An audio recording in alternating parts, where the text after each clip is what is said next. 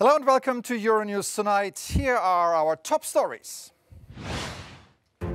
No surrender. Ukraine rejects Russia's offer to open corridors out of Mariupol in return for the capitulation of its defenders, as remaining residents fight for their survival.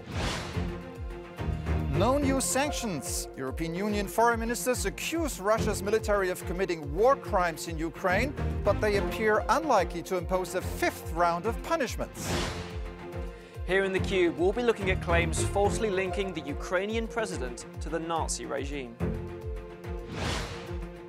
And no mincing of words. Nazanin Zaghari-Ratcliffe lashes out at the British government for the 6-year delay in getting her out of an Iranian jail. Welcome to the program. I'm Stefan Grobe. A city left in devastation. Fears that a huge humanitarian crisis is unfolding as almost 350,000 people remain trapped without water and electricity in the Ukrainian port city of Mariupol. Residents have been subject to almost a month of bombardment by Russian forces. Efforts to evacuate civilians from Mariupol are ongoing after Ukraine rejected a Russian ultimatum to surrender early on Monday morning. Local officials say around 1,000 people have already been forcibly transported to Russia-controlled territory and stripped of their Ukrainian passports. Meanwhile, Ukrainian authorities say the first attack on Odessa on the Black Sea has hit residential buildings. However, Russia denies targeting civilians. In Kiev, 8 people have died after a shopping mall was hit late on Sunday, but officials warned that that figure is likely to rise. Russia claims they bombed the center because it was being used to store rocket systems. The Ukrainian capital continues to be bombarded, but Russia has so far failed to take control. The city's mayor, Vitaly Klitschko, warned residents that the shelling is polluting the air. Due to fires after the airstrikes in the capital and the region, air pollution has been detected. So do not open windows. And when you go outside, protect your lungs by wearing a medical mask. Type FFP2. I appeal to the residents of Kiev, do not film or post videos of the movement of military equipment, checkpoints, or strategic objectives. Do not help the enemy. Joining me now from the beleaguered Ukrainian capital of Kiev is our international correspondent, Annelise Borges. Good evening, Annelise, and good to see you.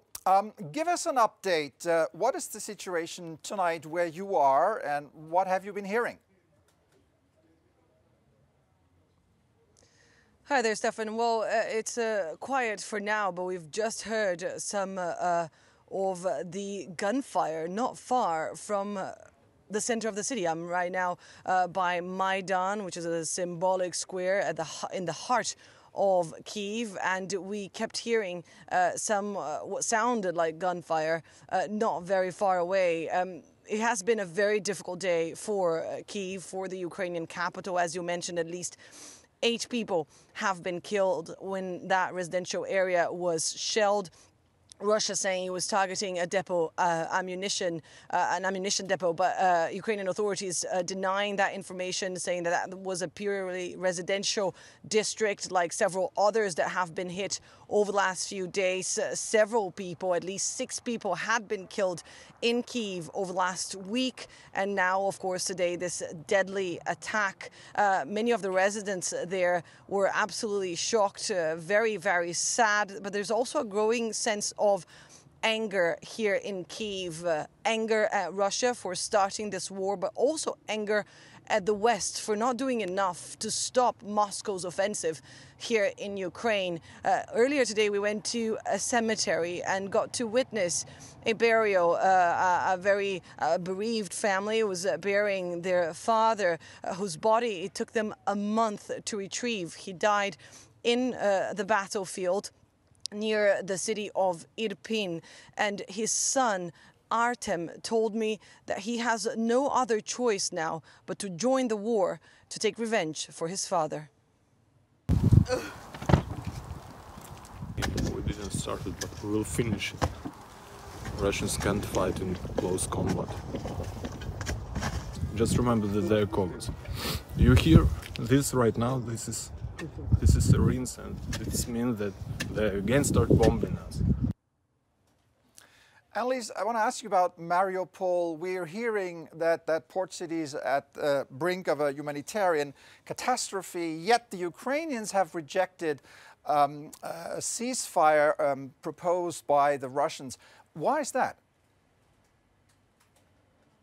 Well, the Ukrainians say they're not going to lay down their weapons. They say they're not going to hand over any territory to Russia. The message here has been one very clear over the last few weeks, is that they are in their territory, they are in their land, and that they have the right to defend it. But you're right, Mariupol has suffered perhaps the most in these 3 weeks of fighting. It has now been almost completely besieged, and it has been shelled repeatedly over the last few weeks. The mayor of that city describing 80% of the infrastructure there, of buildings there, being damaged, many beyond repair. And of course, the civilians that have been able to flee Mariupol describe hellish living conditions, no water, no electricity, no food.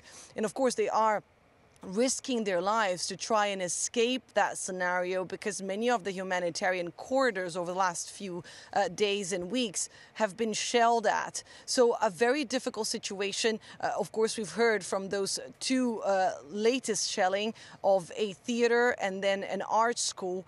Emergency responders still trying to get bodies or survivors out of the debris, but saying that the constant shelling has not helped the work and the rescue operation. So a very difficult situation indeed for the port city of Mariupol, a strategic point for Russia. Many analysts saying that they would like to keep that corridor from the east of the country all the way to Crimea. And of course, that includes Mariupol, which would of course completely block Ukraine from accessing the Azov Sea.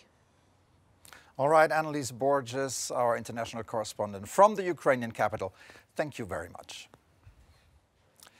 EU foreign and defense ministers have been holding crisis talks in Brussels today to discuss a possible fifth round of sanctions on Russia.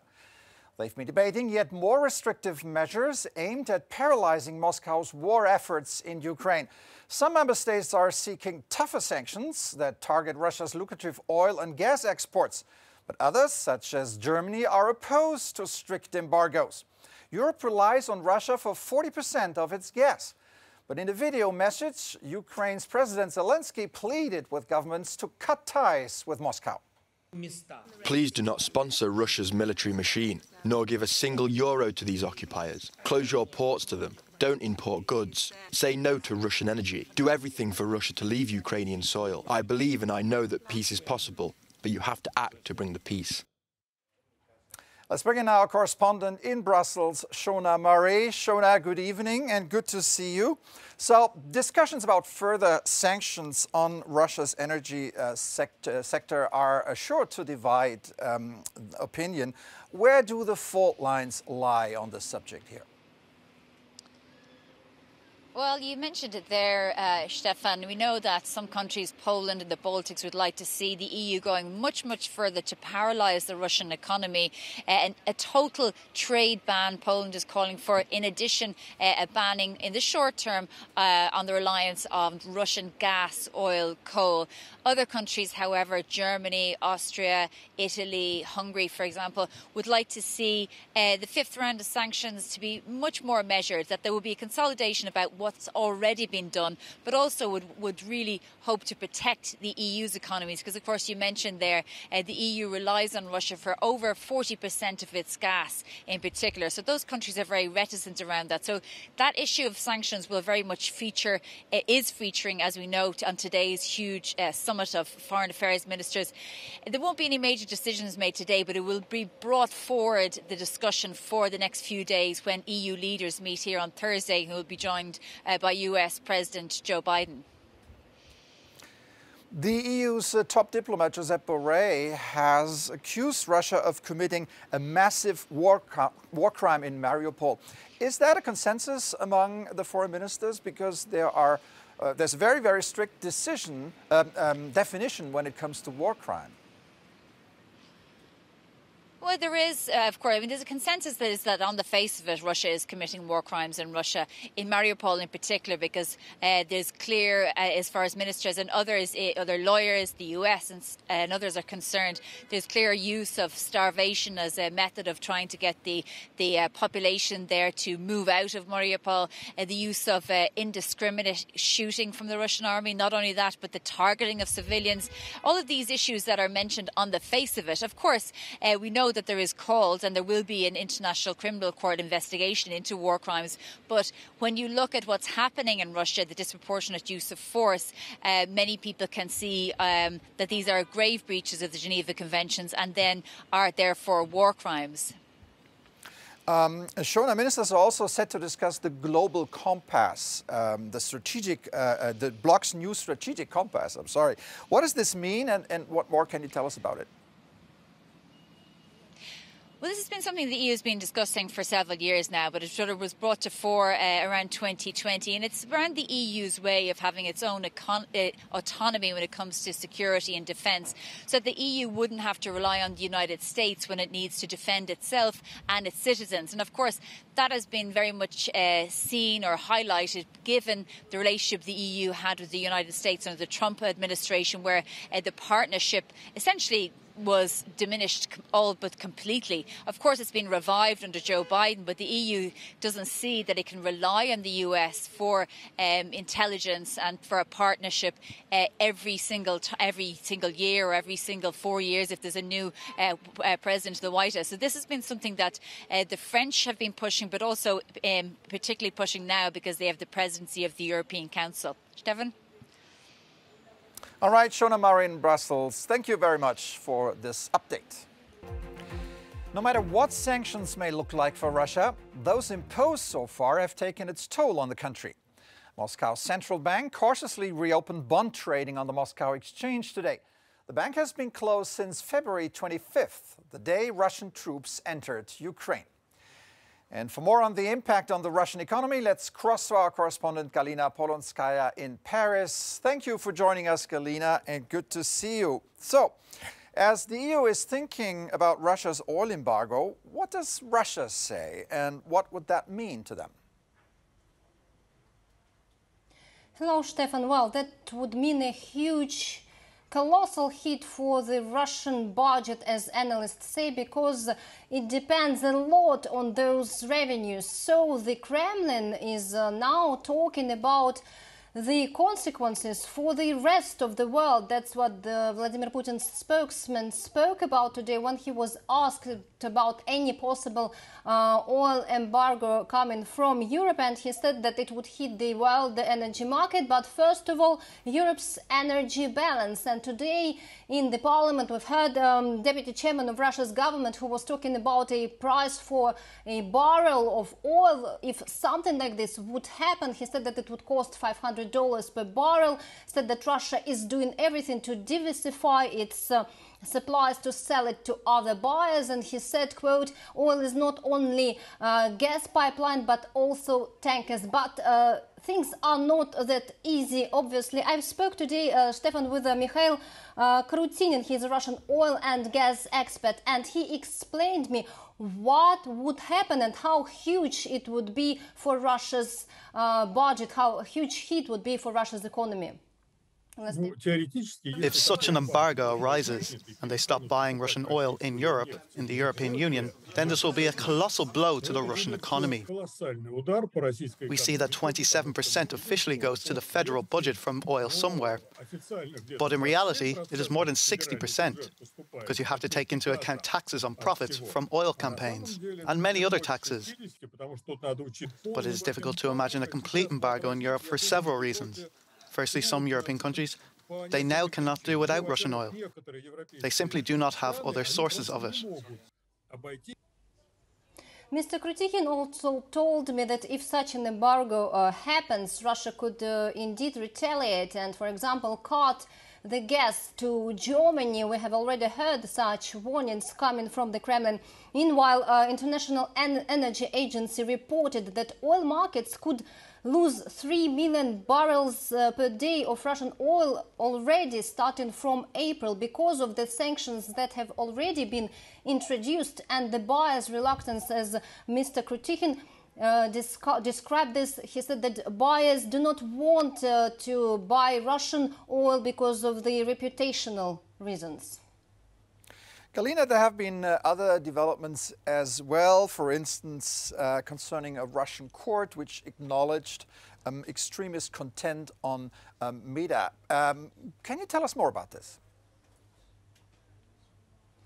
Yes, exactly. So Facebook and Instagram, those main platforms of Meta, have been already banned in Russia for several days. But today, Moscow court declared them extremists, and that would mean a total ban, and everything which is posted there or any sign of or a logo on a cafe would mean a link with an extremist organization and any advertisement there as well. So now the lawyers are trying to understand what would that mean, because of course users could use VPN and go on Facebook and Instagram, but lawyers say that it could be really a serious risk if a police finds Facebook or Instagram app on a mobile smartphone of a protester, for example. That would exactly mean a link with an extremist organization. So the Kremlin is really controlling the message right now of what is happening in Ukraine and is using internet differently. Let's say there are already groups in Russian social media which are trying to target those who are stepping out against the war. All right, Galina Polonskaya, thank you very much for these insights. Rescue efforts are underway after a plane with 132 people on board crashed in southern China early Monday morning. There is still no word of survivors after the China Eastern Airlines plane dropped thousands of meters in just 3 minutes. The plane was traveling from Kunming to the industrial center of Guangzhou, and the crash caused a forest fire that could be seen by NASA satellite images. The man who stabbed and killed British lawmaker David Amess last year is on trial in London's Central Criminal Court. During opening statements, the prosecution said 26-year-old Ali Harbi Ali was a committed Islamist terrorist who spent years plotting potential attacks on lawmakers, including the deadly attack on Amess. Ali denies charges of murder and preparing acts of terrorism. False claims have continued to spread linking Ukrainian President Zelensky with Nazism. Let's find out more from Matthew in the Cube. Well, Stefan, when addressing the nation, or indeed foreign parliaments, Ukraine's President Volodymyr Zelensky has often been seen wearing a green shirt. And particular attention has been on the symbol that is emblazoned on the front of that T-shirt. It is a symbol that is also seen on the website of the Ukrainian Defense Ministry and on the country's coat of arms. However, online, pro-Kremlin users have been associating that symbol with another one, the Iron Cross that was worn by German Nazi soldiers during the Second World War. At the start of the invasion, Russian President Vladimir Putin described it as, quote, a special military operation to denazify Ukraine. And therefore, online users have been sharing these kind of misleading claims to link Zelensky with neo-Nazism and feed that Kremlin narrative. But those allegations are false. The cross symbol is used widely by a number of institutions. For example, in the United Kingdom, where it is the symbol of the Victoria Cross, the highest honour that can be awarded. And what's more, if you go onto the website of the Ukrainian army, you can see that that cross symbol is displayed on the coat of arms of at least 3 different sections. Zelensky, as president, is the supreme commander-in-chief of Ukraine's army, and that therefore indicates why he would be wearing that symbol. The symbol of the cross itself does not have any direct links to neo-Nazism. It's important to state, Stefan, that this kind of misinformation is still spreading online, despite the fact it has long been debunked by fact-checkers. Zelensky, who is of course Jewish himself and pictured here at a Holocaust memorial, has not been wearing a neo-Nazi symbol when he's been addressing the Ukrainian public or foreign parliaments. All right, Matthew in the Cube, thank you very much. In 2016, when Nazanin Zaghari-Ratcliffe left to visit her parents in Iran, she expected to stay 2 weeks. But it would be 6 years before she set foot on British soil again. having been detained on charges of espionage by Iranian authorities. Now the British Iranian national is speaking out against UK politicians, saying they should have rescued her years ago. Annelise has the story. Nearly 6 years after she was detained in Iran, Nazanin Zaghari-Ratcliffe is back in Britain, reunited with her husband and now 8-year-old daughter. Speaking publicly for the first time since her return, the British-Iranian dual national slammed the British government for not doing enough to bring her home. I was told many, many times that, oh, we're going to get you home. That never happened. So there was a time that I felt like, do you know what, I'm not even going to trust you, because I've been told many, many times that I'm going to be taken home, but that never happened. I mean, how many foreign secretaries does it take for someone to come home? 5. What's happened now should have happened 6 years ago. The UK negotiated Zaghari-Ratcliffe's release last week, along with another British hostage, Anousheh Ashouri. But Zaghari-Ratcliffe said she could not fully celebrate as long as other dual nationals, including British-American Morad Tabaz, were still detained in Iran. I believe that the meaning of freedom is never going to be complete until such time that all of us who are unjustly detained in Iran are reunited with our families. Zaghari-Ratcliffe was arrested and detained in April 2016 while visiting her parents in Iran. The government accused her of plotting to overthrow the regime and spread propaganda, charges she denies. Anka Ula, Euronews. We'll leave you with a no comment from Valencia, where locals celebrated the end of the Fallas Festival, a religious holiday and a gathering to ring in the arrival of spring. Thanks for watching Euronews Tonight. Goodbye.